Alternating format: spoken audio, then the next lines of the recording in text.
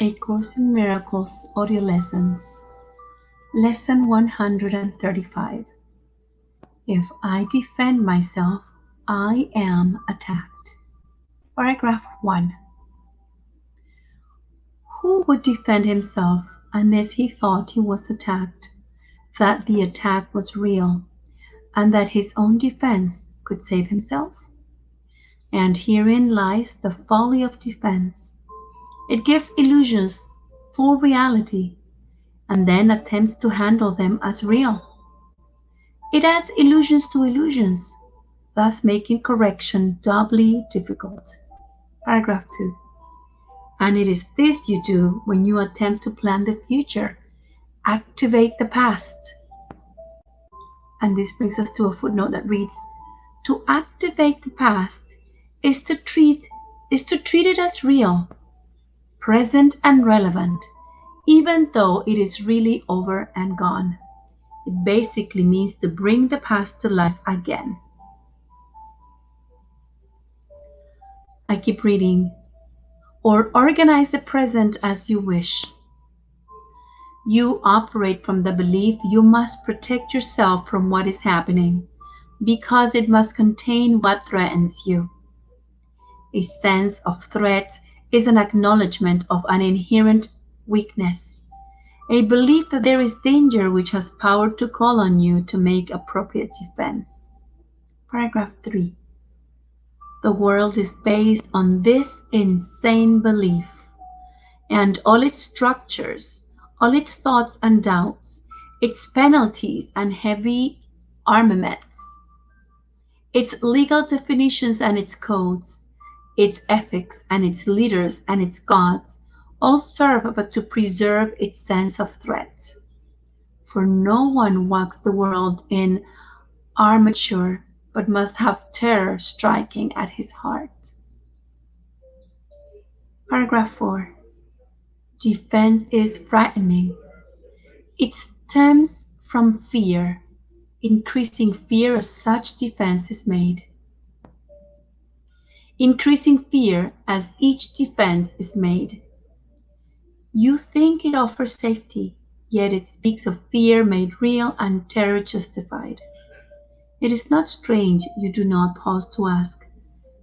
Is it not strange you do not pause to ask, as you elaborate your plans and make your armor thicker and your locks more tight, what you defend and how and against what? Paragraph 5. Let us consider first what you defend. It must be something that is very weak and easily assaulted. It must be something made easy prey, unable to protect itself, and needing your defense. What but the body has such frailty that constant care and watchful, deep concern are needful to protect its little life? What but the body falters and must fail to serve the Son of God as worthy host? Paragraph 6. Yet it is not the body that can fear, nor be a thing to fear. It has no needs but those which you assign to it. It needs no complicated structures of defense, no health-inducing medicine, no care, and no concern at all. Defend its life, or give it gifts to make it beautiful, or walls to make it safe, and you but say your home is open to the thief of time, corruptible and crumbling, so unsafe it must be guarded with your very life. Paragraph 7. Is not this picture fearful? Can you be at peace with such a concept of your home? Yet, what endowed the body with the right to serve you, thus accept your own belief?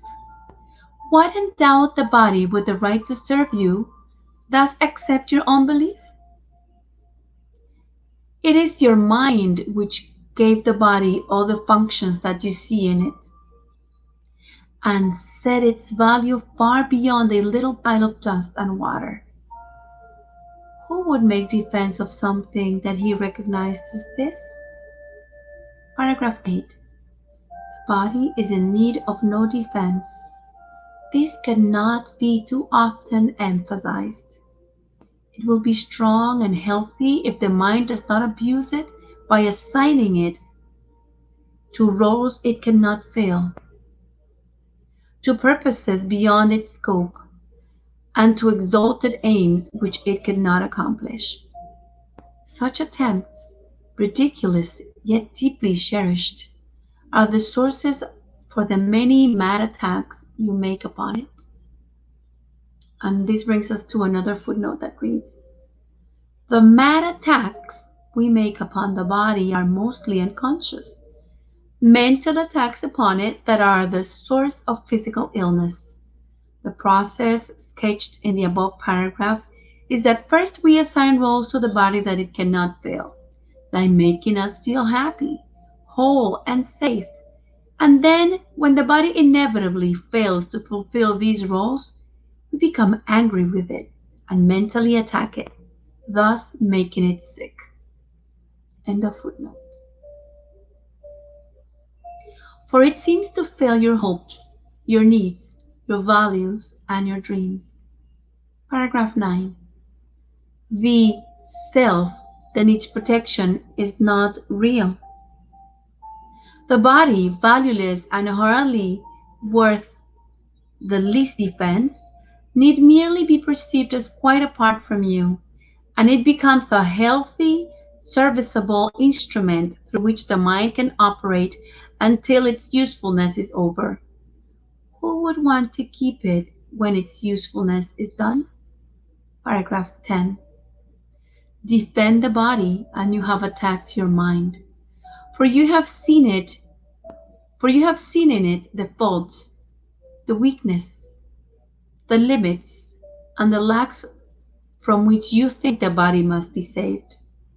You will not see the mind as separate from bodily conditions, and you will impose upon the body all the pain that comes from the conception of the mind as limited and fragile, and apart from other minds and separate from its source. Paragraph 11.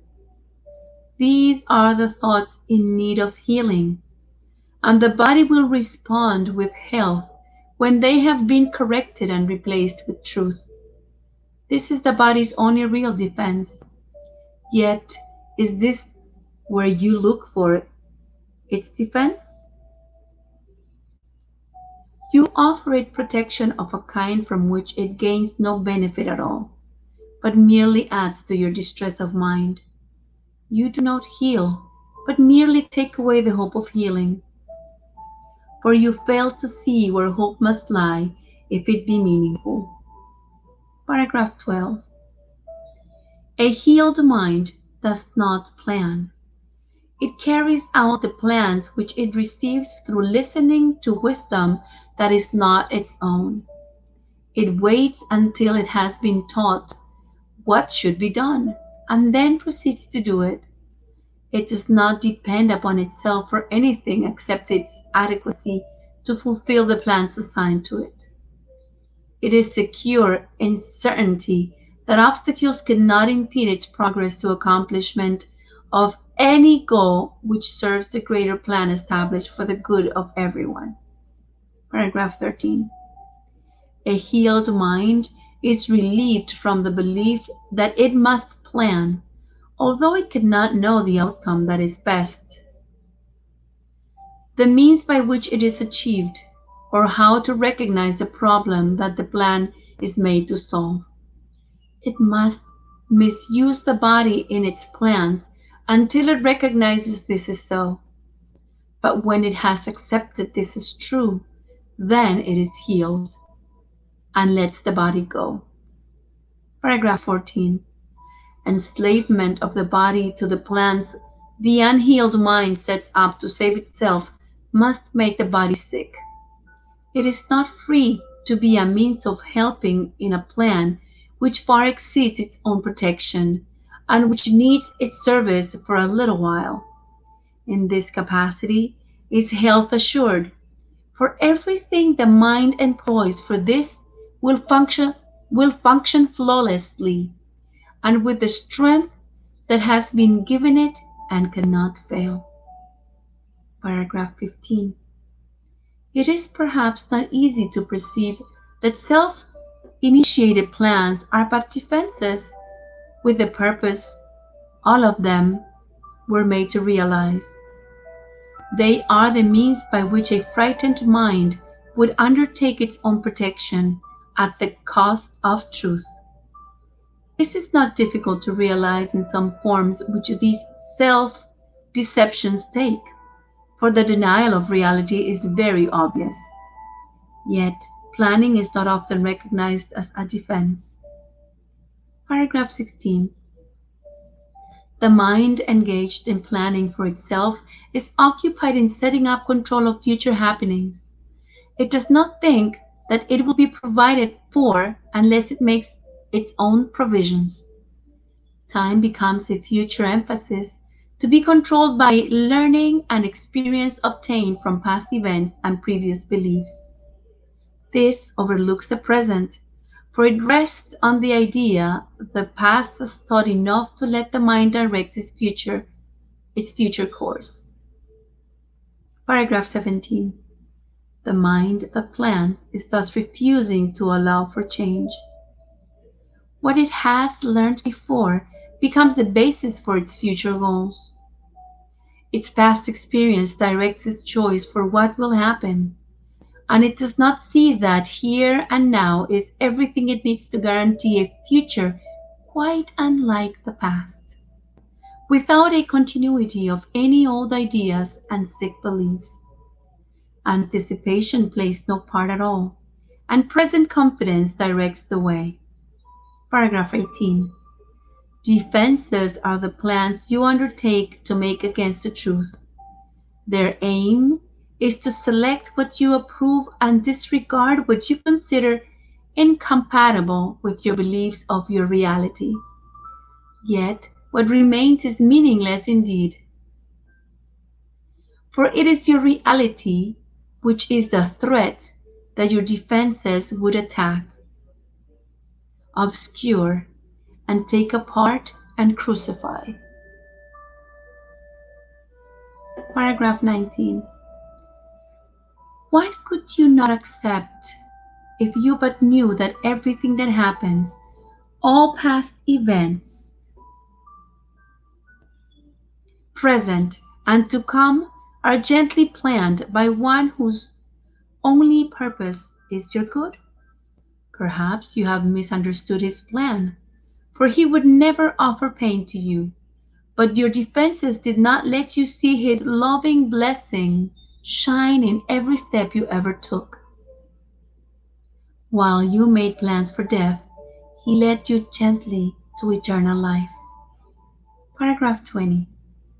Your present trust in him is the defense which promises a future undisturbed, without a trace of sorrow, and with joy with such which constantly increases, and this life becomes a holy instant, set in time, but heeding only immortality. Let no defenses but your present trust direct the future. Let no defenses but your present trust direct the future, and this life becomes a meaningful encounter with the truth that only your defenses would conceal. Paragraph 21. Without defenses, you become a light which heaven gratefully acknowledges to be its own, and it will lead you on in ways appointed for your happiness according to the ancient plan, begun when time was born.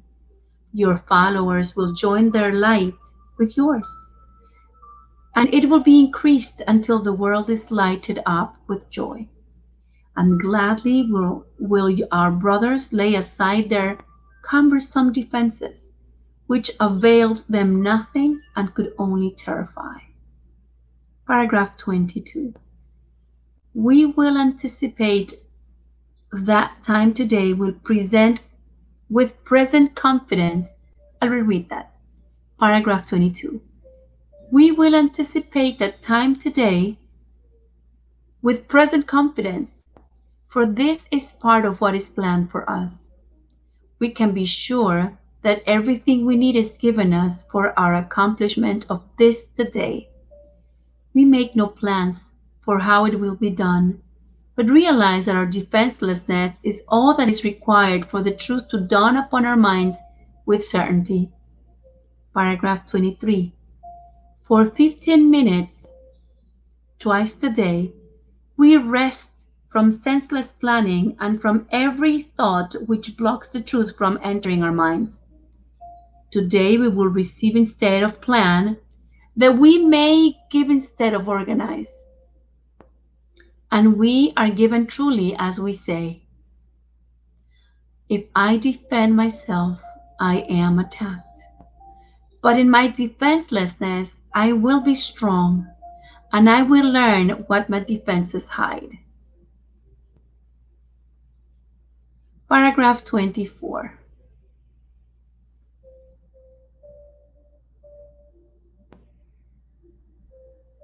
Nothing but that. If there are plans to make, you will be told of them. They may not be the plans you thought were needed, nor indeed the answers to the problems which you thought confronted you, but they are answers to another kind of question which remains unanswered, yet in need of answering until the answer comes to you at last. Paragraph 25.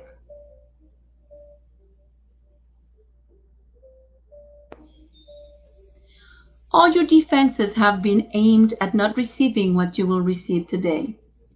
And in the light and joy of simple truth, you will but wonder why you ever thought that you must be defended from release.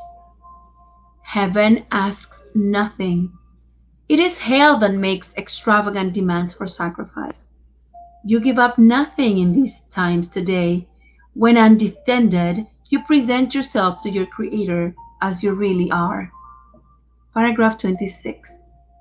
He has remembered you. Today, you will remember Him. For this is Easter time in your salvation, and you rise again from what was seeming death and hopelessness. Now is the light of hope reborn in you. For now you come without defense to learn the part for you within the plan of God. What little plans or magical beliefs can still have value when you have received your function from the voice of God Himself? Paragraph 27. Try not to shape this day as you believe would benefit you most, for you cannot conceive of all the happiness that comes to you without your planning. Learn today, and all the world will take this giant stride. And this takes us to another footnote. This lesson is another of the workbook's giant strides. End of footnote. And celebrate your Easter time with you.